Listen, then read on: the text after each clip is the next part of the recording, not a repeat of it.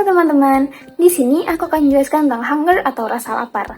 Hunger adalah perasaan tidak nyaman atau merasa lemah yang dirasakan tubuh karena kekurangan makanan disertai dengan keinginan untuk makan.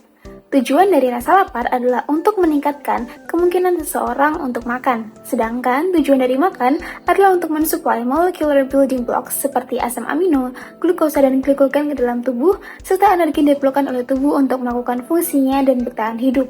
Hunger terjadi karena adanya proses digestion, energy storage, dan metabolism. Pencernaan atau digestion adalah proses biologis di mana makanan dipecah dan diserap oleh tubuh. Makanan yang kita makan masih berbentuk makromolekul. Untuk dapat diserap oleh tubuh, makanan harus dipecah ke dalam bentuk mikromolekul. Contohnya, karbohidrat dipecah menjadi glukosa, protein dipecah menjadi asam amino, serta lemak dipecah menjadi asam lemak dan gliserol. Zat-zat makanan yang sudah dipecah tidak semuanya diserap oleh tubuh. Namun, terdapat beberapa yang disimpan oleh tubuh sebagai cadangan energi. Cadangan energi yang disimpan oleh tubuh berbentuk mikromolekul, yakni glukosa, asam amino, serta asam lemak dan gliserol, dan akan digunakan sewaktu-waktu saat diperlukan oleh tubuh.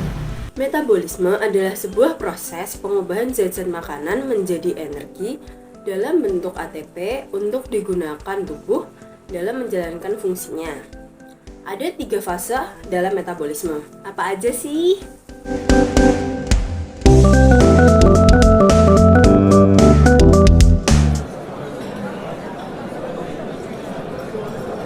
Duh, nonton mukbang gini malah bikin lapar.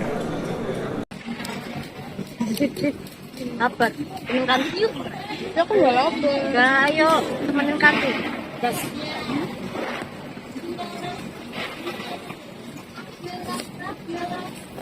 Pada video sebelumnya terlihat Laina sedang menonton video mukbang atau video acara makan-makan. Saat menonton video tersebut, Laina kemudian merasa lapar. Kenapa bisa seperti itu? Nah, ini merupakan tahap pertama dari fase metabolisme, yaitu cephalic phase. Cephalic phase merupakan fase di mana seseorang menerima stimulus yang dapat berupa bau, visual, kemudian pemikiran tentang suatu makanan yang kemudian membuatnya merasa lapar.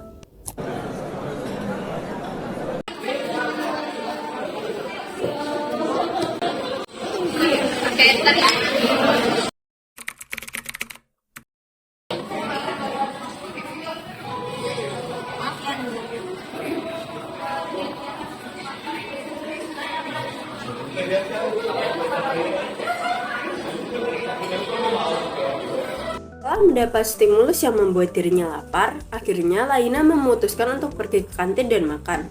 Tahap ini merupakan tahap absorptif, di mana tubuh akhirnya menerima asupan makanan dan terjadi proses pencernaan. Ini kuliah gak kelar-kelar, udah 3 SKS, lapar lagi. Habis ini makan apa ya? Siapa nih yang relate sama video sebelumnya? Kita lagi di kelas, terus tiba-tiba kita merasa lapar. Terus kita mikir, kapan ya aku terakhir kali makan? Nah, ini merupakan tahap terakhir dari metabolisme, yaitu fasting phase. Di mana fasting phase merupakan fase ketika seluruh energi yang telah diserap oleh tubuh dari proses pencernaan sebelumnya telah digunakan seluruhnya oleh tubuh, sehingga hanya menyisakan sedikit energi. Nah, karena energi yang tersisa ini hanya sedikit, akhirnya kita merasa lapar.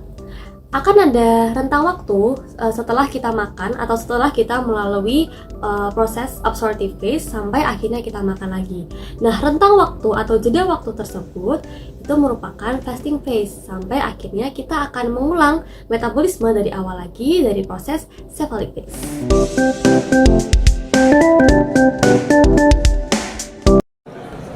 Kok kayaknya enak ya?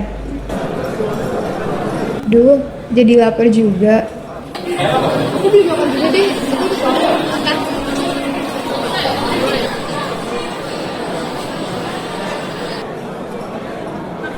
Pada video sebelumnya, kita dapat melihat salah satu bentuk theories of hunger, yakni positive incentive. Positive incentive theory adalah teori yang menyatakan bahwa makhluk hidup biasanya merasa lapar bukan karena kekurangan energi, melainkan karena adanya rasa penasaran dan antisipasi terhadap kenikmatan dari makan. Stimulusnya dapat berupa visual, bau, dan lain sebagainya. Hal ini ditunjukkan sebagaimana Diva merasa lapar setelah melihat Laina makan. Padahal sebelumnya ia tidak merasa lapar sama sekali.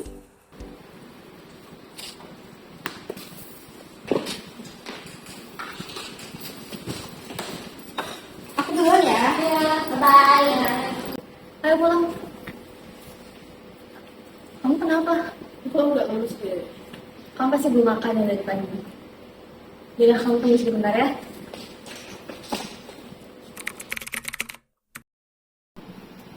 Nih, yang manis dulu. Tapi ini malah ngasih aku teh manis. Wait. Kenapa ya Kalista kok malah ngasih teh manis hangat? Tapi sebelumnya, aku mau menjelaskan dulu nih tentang set point assumption. Kebalikannya dari positive incentive theory, teori ini itu menekankan bahwa makhluk hidup merasa lapar karena tubuhnya kekurangan energi. Setiap makhluk hidup memiliki batas kecukupan energi yang berbeda-beda. Hal ini disebut dengan set point. Ketika set point suatu makhluk hidup berada di bawah batas normal, maka ia akan merasa lapar. Terdapat dua teori mengenai set point assumption. Yang pertama adalah glukostatik teori. Teori glukostatik ini mengatakan bahwa makanan adalah sistem yang berfungsi untuk menjaga kadar glukosa darah kita di titik set tertentu. Menurut teori ini ketika kadar gula darah kita turun secara signifikan di bawah titik setnya, kita akan merasa lapar. Dan ketika gula darah kita kembali ke titik setnya, kita akan merasa kenyang. Seperti halnya Kalista yang memberikan teh manis kepada Ardisa yang kelaparan. Hal ini bertujuan untuk mengembalikan kadar glukosa Ardisa ke titik set yang seharusnya. Oh gitu, makasih ya. Sama ini ada jajanan, kamu makan ya. Kasih. Pada dasarnya, cara kerja lipostatik teori dan glukostatik teori itu sama. Jika glukostatik teori menyangkut kadar glukosa, lipostatik teori menyangkut kadar lemak suatu makhluk hidup. Ketika kadar lemaknya berada di bawah titik set yang normal, maka ia akan merasa lapar. Di dalam video, Kalista memberikan makanan kepada Ardisa untuk mengembalikan kadar lemaknya ke titik set yang seharusnya.